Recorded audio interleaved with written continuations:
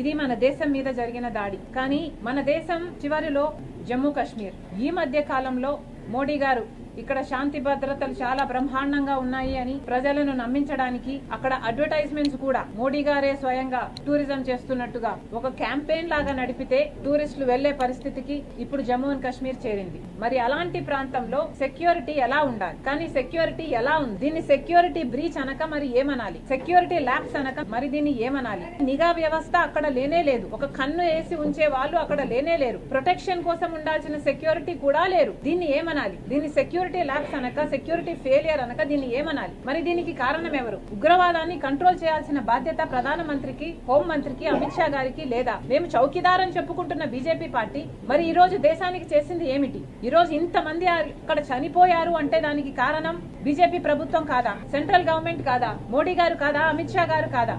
Moral responsibility వహించి ఈరోజు మోడీ, అమిత్ షా రాజీనామాలు చేయాలని, రిజిగ్నేషన్ ఇవ్వాలని మేము డిమాండ్ చేస్తున్నాం. దేశమంతా ఈ రోజు దాడి జరగబోతుంది అంటే ఇంటెలిజెన్స్ లేదా అని అడుగుతున్నారు. ఇండియన్ ఇంటెలిజెన్స్ ఏమైనట్టు అని అడుగుతున్నాం. ఇది ఇంటెలిజెన్స్ ఫెయిలియర్ కాదా అని అడుగుతున్నాం.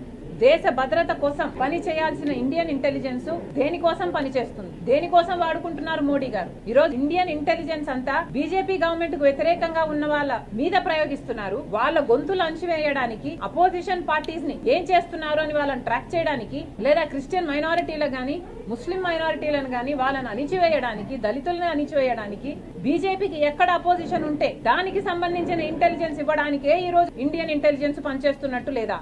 ఇంత ఘోరంగా ఇంటెలిజెన్స్ లో విఫలమయ్యారు, సెక్యూరిటీ విధించడంలో విఫలమయ్యారు అంటే వీళ్ళంతా ఇంకా అధికారంలో ఉండాలా? మేము చౌకీదారులు అని చెప్పుకుంటున్నారే, మరి ఏమైంది మీ పనితనం అంతా?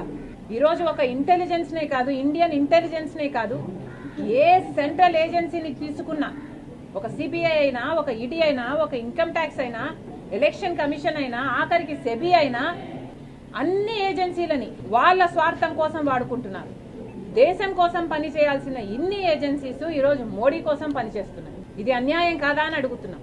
బయట యుద్ధం కాదండి, లోపల వాళ్ళే యుద్ధం చేస్తున్నారు. మతాన్ని వాడుకొని లోపలే ఒక యుద్ధం జరుగుతుంది, లోపలే సెక్యూరిటీ బ్రీచ్ ఉంది. మరి అలాంటప్పుడు బయట వాళ్ళు అవకాశంగా తీసుకోరా దాన్ని? మోడీ గారు ప్రధానమంత్రిగా ఏం చేయాలి? మోడీ గారు ప్రధానమంత్రిగా నిలబడి అన్ని మతాలు ఒకటే, ఈ రాజ్యాంగం మన రాజ్యాంగం, దీనికి మేము కట్టుబడి ఉన్నాం, ఇన్ని మతాలు, ఇన్ని భాషలు, ఇన్ని ప్రాంతాలు, ఇన్ని కులాలు ఉన్న భారతదేశం మనది అని చెప్పాల్సిన మోడీ గారు ఒక పక్కేమో మణిపూర్ లో క్రైస్తవులను చంపిస్తాడు, ఇంకో పక్కేమో ముస్లింల వక్ఫ్ బోర్డు తెచ్చి వాళ్ళని అణిచివేయడానికి చూస్తారు. మరి ఇది కాదా అండి టెర్రరిజం అంటే? ఇంటర్నల్ టెర్రరిస్ట్ మోడీ గారే, బీజేపీయే. అదే ఆసరాగా తీసుకునే ఇప్పుడు బయట వాళ్ళు దాడి చేస్తున్నారు. ఇదే మోడీ గారు ఆయన పెట్టాల్సిన శ్రమంతా దేశం బాగు కోసం, ఇక్కడ వాళ్ళ కోసం, మన భద్రత కోసం పెట్టుంటే అసలు బయట నుంచి వచ్చి చొరబడి మనల్ని అటాక్ చేసే ధైర్యమే ఉండేది కాదు. ఈ రోజు ప్రతి సంస్థని మోడీ గారు దేనికి వాడుకుంటున్నారండి? ఈ రోజు ప్రతి సంస్థని, ఒక ఇంటెలిజెన్స్ అయితేనేమి, ఒక సిబిఐ అయితేనేమి, ఒక ఈడీ అయితేనేమి, ఆఖరికి సెబీ, ఎలక్షన్ కమిషన్, ప్రతి ఒక్కరిని మోడీ గారు స్వయంగా తన స్వార్థం కోసం వాడుకుంటున్నారు. కాబట్టే ఈ రోజు దాడి జరిగింది. మళ్ళీ డిమాండ్ చేస్తున్నాం, మోడీ గారు, అమిత్ షా గారు రాజీనామాలు చేయాలి. ఇది ముమ్మాటికి సెంట్రల్ గవర్నమెంట్ ఫెయిలియరే. జమ్మూ కాశ్మీర్లోని పహల్గామ్ గ్రామంలో జరిగినటువంటి ఉగ్ర దాడిలో, మారణకాండలో 26 మంది చనిపోయినట్టుగా మనందరికీ తెలిసిందే. అందులో 25 మంది హిందువులే అవడము, అలాగే మతం పేరిట, అంటే ఆ ఉగ్ర దాడి చేసినటువంటి ఉగ్రవాదులు ఎవరైతే ఉన్నారో వారు పర్యాటకులాగా వచ్చినటువంటి మగవారిని వారి దగ్గరికి వెళ్లి మీ పేరేంటి, మీ మతం ఏంటి అని చెప్పని కనుక్కొని మరి వారు ఏ మతస్థులు అని చెప్పని తెలుసుకోవడం కోసం అని చెప్పని వారి ప్యాంటు కూడా విప్పదీసి మరి చూసి కాల్చి చంపినటువంటి ఘటన యావత్ భారతదేశాన్ని కాదు ప్రపంచాన్ని కూడా దిగ్భ్రాంతికి గురి చేసింది. ఒక పక్క ప్రపంచ దేశాలన్నీ కూడా ఈ సంఘటన పైన స్పందిస్తూ దీన్ని ఖండిస్తూ బాధిత కుటుంబాలకి సానుభూతిని వ్యక్తపరుస్తూ ఉంటే, కాంగ్రెస్ మటుకు తన సంకుచిత స్వభావాన్ని, అలాగే కుట్రన్ని, కుతంత్రాలని ఈ సంఘటనను ఆధారంగా చేసుకుని మత రాజకీయాలకి తెరచేయాలని చెప్పని అనేక పన్నాగాలు పన్నుతూ ఇటు భారత ప్రధాని నరేంద్ర మోదీ గారి పైన, అలాగే జాతీయ భద్రతా దళాల పైన విపరీతమైనటువంటి నిందలు వేయడాన్ని తీవ్రంగా ఖండిస్తూ ఉన్నాము. ఎందుకంటే గడిచిన 10 సంవత్సరాల్లో మనందరికీ తెలిసిందే భారతదేశం లోపల ఎక్కడా కూడా ఒక్క ఉగ్రదాడి కూడా జరగలేదు.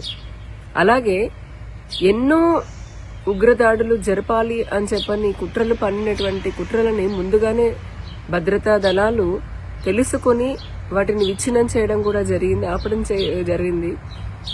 నరేంద్ర మోదీ గారు దేశ ప్రజల ప్రాణాల కోసం, ఈ దేశ అభివృద్ధి కోసం అహర్నిశలు కూడా 365 రోజులు 24/7 అన్నట్టుగా ఆయన కష్టపడుతున్నారు. మన జాతీయ భద్రతా బలగాల గురించి, అలాగే మన దేశం ప్రజల రక్షణ కోసం అని చెప్పని ఖర్చు పెడుతున్నటువంటి నిధుల గురించి కానీ, తీసుకుంటున్నటువంటి సంస్కరణల గురించి కానీ ప్రపంచ దేశాలన్నీ కూడా కొనియాడుతూ ఉన్నాయి. షర్మిల ఆంధ్రప్రదేశ్ రాష్ట్ర కాంగ్రెస్ అధ్యక్షురాలు దిగజారుడు మాటలు మాట్లాడుతోంది జాతీయ భద్రతా బలగాల విషయంలో, నరేంద్ర మోదీ గారి విషయంలో. ఏమ్మా, అసలు నీకు కొంచెమైనా సిగ్గుందా? నిజంగానే ఏమాత్రము నైతికత లేకుండా ఈ విధంగా మాట్లాడడం అనేది ప్రజలు అసహించుకుంటున్నారు. ఎందుకంటే 10 సంవత్సరాల్లో ఎటువంటి దాడులు జరగలేదు అని దేశ ప్రజలందరికీ తెలుసు. అలాగే కాంగ్రెస్ పాలించినటువంటి దాదాపు 65 సంవత్సరాల పాలనలో వందలాది ఉగ్రదాడులు జరిగాయి. అంతెందుకు, అటు కేంద్రంలో కాంగ్రెస్, ఇటు రాష్ట్రాల్లో కాంగ్రెస్ ఉన్నప్పుడు కూడా హైదరాబాద్లోని గోకుల్చాట్ కానీ, లేదా లుంబిని పార్క్ లో కానీ, ముంబై పేలుళ్లు కానీ, ఎప్పుడు ఏ రైల్వే స్టేషన్ లో, ఏ బస్ స్టాండ్ లో, ఎక్కడ ఏ బాంబు పేలుతుందో, ఏ ఉగ్రవాది వచ్చి కాల్చి చంపుతాడని భయంగా బతికింది భారతదేశం. నేడు ప్రజలందరూ కూడా సురక్షితంగా ఉన్నారు. జాతీయ భద్రతా బలాలు చాలా పకడ్బందీగా పనిచేస్తూ ఉన్నాయి. ఇటువంటి సందర్భంలో మతం పేరిట ఈ జరిగినటువంటి ఊచకోతలో బాధిత కుటుంబాలు అయితే హిందూ కుటుంబాలు ఉన్నాయో వారికి అండగా నిలవాల్సినటువంటి కాంగ్రెస్ లేదా షర్మిల వారికి అండగా నిలబడకుండా ఉగ్రవాదులకి, వారి చర్యలకి మద్దతునిస్తున్నట్టుగా ఆవిడ చేస్తున్నటువంటి మాటలు, మాట్లాడుతున్నటువంటి మాటలు నిజంగా సమాజం ఏమాత్రం హర్షించదు. ఇంతవరకు ఉగ్రవాదుల చర్య పైన మాట్లాడలేదు ఆవిడ. ఉగ్రవాదులు గాని, వారికి సహాయం అందించినటువంటి వారిపైన ఎటువంటి మాటలు మాట్లాడకుండా భారతదేశం పైన, దేశ ప్రధాని పైన మాట్లాడుతూ ఉంది. దీన్ని బట్టే అర్థమవుతుంది షర్మిలకి ఉన్నటువంటి రాజకీయ అపరిపక్వత, లేదా ఆవిడకున్నటువంటి మత సంతుష్టీకరణ భావజాలాన్ని మన అందరికీ అర్థమవుతుంది. ఇదే కాంగ్రెస్ కాదా మతం పేరిట దేశాన్ని విచ్ఛిన్నం చేసి లక్షలాది మంది హిందువుల ఊచకోతకి కారణమైంది?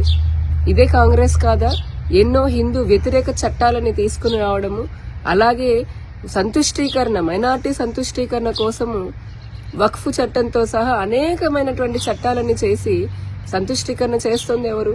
ఆ రోజు మత రాజకీయం చేసింది ఎవరు? ఈ రోజు కూడా మత రాజకీయాలు చేస్తుంది కాంగ్రెస్ కాదా? ఇటువంటి వారా ఈ రోజున భారతీయ జనతా పార్టీని, మా చిత్తశుద్ధిని ప్రశ్నిస్తోంది?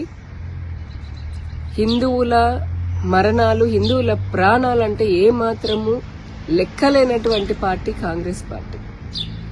షర్మిల, మీకు ఇదే హెచ్చరిస్తున్నాము. నోరుంది కదా అని ఎంత పడితే అంత మాట్లాడుతూ బలైనటువంటి హిందూ కుటుంబాలని ఇంకా రెచ్చగొట్టే విధంగా, వారిని ఇంకా మరింత బాధ పెట్టే విధంగా మీకు మాట్లాడడం అనేది తగిన పద్ధతి కాదు. ఇప్పటికే మీ కాంగ్రెస్ నాయకులు ఎవరైతే ఉన్నారో, అటు తెలంగాణ గాని ఇతర రాష్ట్రాల్లో ఉన్నటువంటి వాళ్ళు ఐ లవ్ పాకిస్తాన్, పాకిస్తాన్ పైన మా ప్రేమ ఉంది అని చెప్పని విరగబడి పాకిస్తాన్ పైన ప్రేమను చూపిస్తూ ఉన్నారు. మీకంత మనుషులు భారతదేశంలో ఉన్నటువంటి ప్రజలని చంపడము, లేదా ముఖ్యంగా హిందువులని మతం పేరిట చంపడము అనేది మీకు అంత ఆనందాన్ని ఇస్తుందా? ఎందుకంటే ఇప్పటికే కాంగ్రెస్ పార్టీ ఈ దేశాన్ని విచ్ఛిన్నం చేయాలనుకున్నటువంటి విచ్ఛిన్నకర శక్తులతో ఎప్పుడూ స్నేహం చేస్తూనే ఉంది. ఈ దేశాన్ని విచ్ఛిన్నం చేయాలనుకున్న శక్తులతో స్నేహం చేయడమే కాదు, వారికి ఎటువంటి సహాయ సహకారాలు ఎవరు అందిస్తున్నారో కూడా దేశ ప్రజలందరికీ బాగా తెలుసు. దయచేసి ఇప్పుడు ఈ జరిగినటువంటి సంఘటన పైన చౌకబార్ రాజకీయాలు చేయకుండా ఆ బాధితులకి అండగా ఉంటూ ఇక మీదటైనా సరే ఈ దేశంలో మతం పేరిట ముఖ్యంగా హిందువులను కోసేటటువంటి ఉగ్రవాదానికి వ్యతిరేకంగా మీరు కూడా సహకరించాలి ప్రభుత్వాలకి. నేను షర్మిలను సూటిగా ప్రశ్నిస్తున్నాను. ఈ జరిగినటువంటి దాడిని ఇస్లామిక్ టెర్రర్ యాక్టివిటీ లాగా, లేదా జిహాదీ టెర్రరిజం లాగా ఒప్పుకునేటటువంటి ధైర్యం నీకుందా? మేము సవాల్ చేస్తున్నాం. రండి చర్చకి. మీ కాంగ్రెస్ పాలనలో ఉగ్రదాడులు ఎక్కువ జరిగాయా? లేదా మా భారతీయ జనతా పార్టీ హయాంలో ప్రజలని ఏ విధంగా మేము కాపాడాము అనేది తేల్చుకుందాం రండి. ఇలానే పిచ్చి పిచ్చి మాటలు మాట్లాడుతూ ఉంటే గనక ఇప్పటికే హిందువులు మీకు పెద్ద ఎత్తున బుద్ధి చెప్తున్నారు. ఈసారి మరింతగా వారు పడినటువంటి బాధకి మీకు ఇంకా ఏ విధంగా బుద్ధి చెప్తారో మరి అటువంటి స్థితి మీరు తెచ్చుకోవద్దు అని చెప్పని కూడా హెచ్చరిస్తూ ఉన్నాను.